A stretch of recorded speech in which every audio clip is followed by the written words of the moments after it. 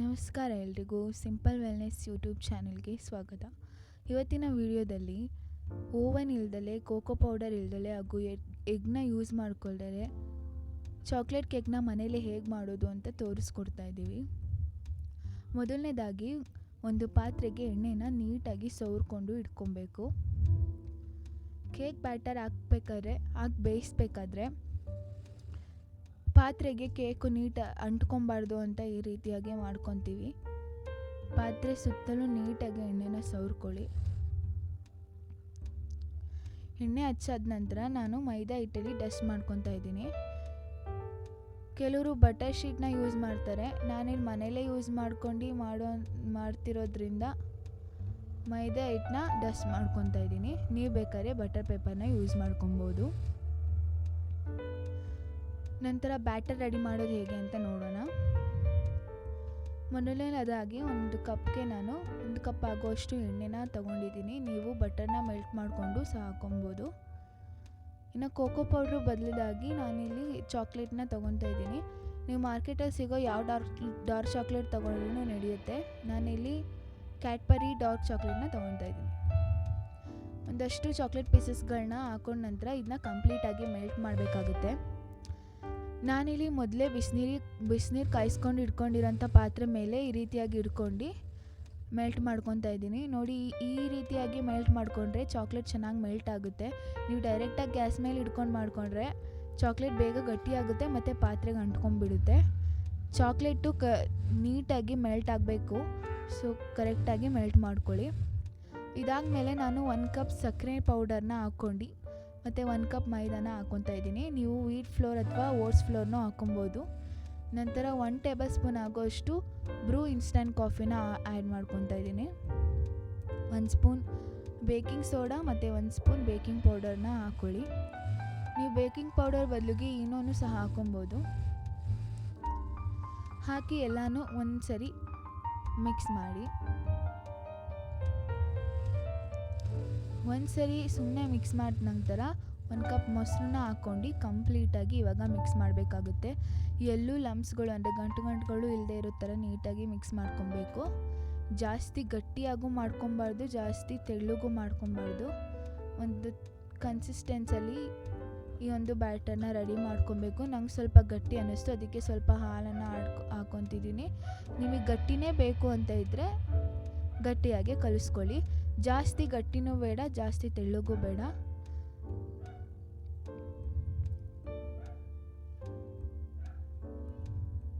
ನೋಡಿ, ಈ ಕನ್ಸಿಸ್ಟೆಂಟಲ್ಲಿ batter ready ಆಗಬೇಕು.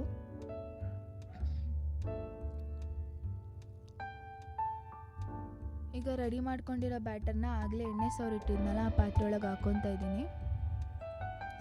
ಕಂಪ್ಲೀಟಾಗಿ ಎಲ್ಲ ಹಿಟ್ಟನ್ನು ಅದರೊಳಗೆ ಹಾಕ್ಕೊಳ್ಳಿ.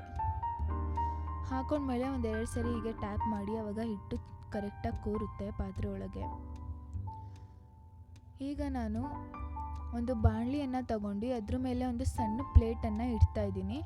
ನೋಡಿ, ಮೀಡಿಯಮ್ ಫ್ಲೇಮಲ್ಲಿ ನೀವು ಯಾವುದ್ರಲ್ಲಾದರೂ ಬೇಯಿಸಿ, ಆದರೆ ಅದು ಒಂದು 5-10 ನಿಮಿಷ ಪ್ರೀ ಹೀಟ್ ಆಗಬೇಕು. ಸೊ ಒಂದು 5-10 ನಿಮಿಷ ಆದಮೇಲೆ ನೀವು ಕಲಸಿಟ್ಕೊಂಡಿರೋಂಥ ಬ್ಯಾಟರನ್ನು ಅದ್ರ ಮೇಲೆ ಇಟ್ಟು ಬೇಯಿಸ್ಬೇಕಾಗುತ್ತೆ. ಪಾತ್ರೆನ ಇಟ್ಟು ಅದ್ರ ಮೇಲೆ ಇಡ್ಲಿ ತಪ್ಪಲೆಯಲ್ಲಿರೋ ಲಿಡ್ನ ಕ್ಲೋಸ್ ಮಾಡಿ ಬೇಯಿಸಿ 30-40 ನಿಮಿಷ ಬೇಯಿಸಾದ್ಮೇಲೆ ನೋಡಿ, ಕೇಕ್ ಈ ರೀತಿಯಾಗಿ ಬೆಂದಿರುತ್ತೆ.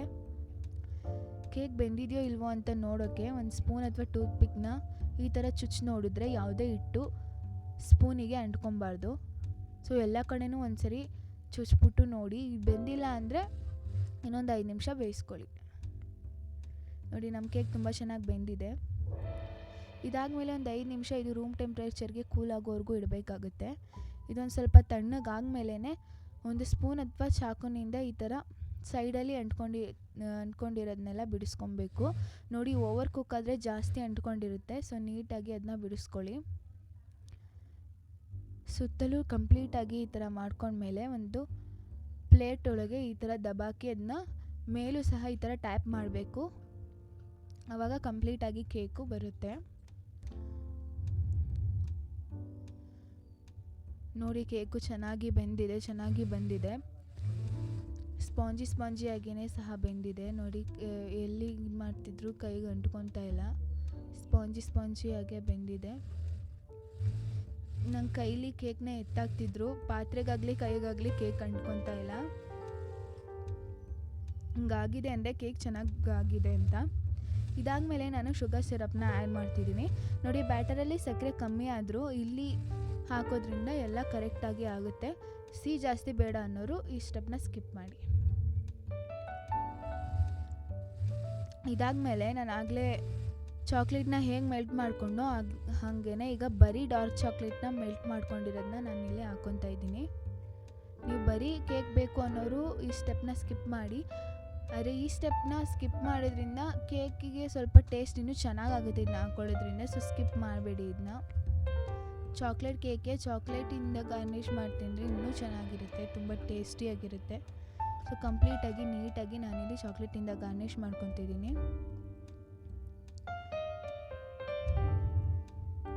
ಸೊ ಮನೆಯಲ್ಲೇ ಓವನ್ನು, ಎಗ್ಗು ಹಾಗೂ ಕೋಕೋ ಪೌಡ್ರು ಏನೂ ಇಲ್ದಲೇ ಮನೆಯಲ್ಲೇ ಈಸಿಯಾಗಿ ಹೇಗೆ ಚಾಕ್ಲೇಟ್ ಕೇಕ್ ಮಾಡೋದು ಅಂತ ತಿಳಿಸ್ಕೊಟ್ಟಿದ್ದೀವಿ. ನೀವು ಮನೇಲಿ ಟ್ರೈ ಮಾಡಿ ಹೇಗಾಗಿದೆ ಅಂತ ಕಮೆಂಟಲ್ಲಿ ತಿಳಿಸ್ಕೊಡಿ. ವಿಡಿಯೋ ಇಷ್ಟ ಆದರೆ ಲೈಕ್ ಮಾಡಿ ಹಾಗೂ ಚಾನಲ್ನ ಸಬ್ಸ್ಕ್ರೈಬ್ ಆಗೋದನ್ನು ಮಾತ್ರ ಮರಿಬೇಡಿ. ಧನ್ಯವಾದಗಳು.